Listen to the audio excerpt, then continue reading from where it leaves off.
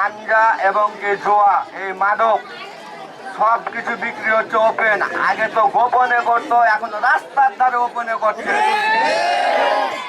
এগুলো কিন্তু প্রতিরোধ করতে গেলে ওরাই হুমকি ধামকি, মারবো, কাটবো, ধরবো। আয় কালকে থেকে যদি কাউকে দেখতে পাওয়া যায় এই পাড়াতে গাঞ্জা বিক্রি করতে বা জুয়া মাদক, তাহলে কিন্তু একটার অস্তিত্ব থাকবে না। সত্য ধরে হুমকি ধমকি এগুলো দিয়ে লাভ নাই।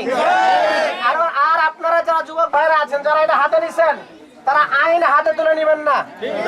আপনারা পাহারা দিবেন। যারা যেখান থেকে আসে, বাইরে থেকে যে সকল ভালো মানুষরা এখানে কিনতে আসে, ওদেরকে সালাম দিয়ে হ্যান্ডশেক করে হাতটা ধরে রাখবেন। আর পুলিশ পাঠিয়ে দিব, পুলিশ নিয়ে যাবে, আর কিছু করা লাগবে না।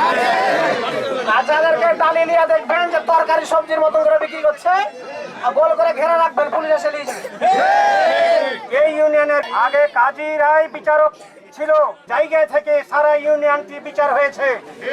কিন্তু আজকে বারোভরিয়া ইউনিয়নের ভিতরে সব থেকে জঘন্যতম নামকরণ হয়ে গেছে এই কাজীপাড়া।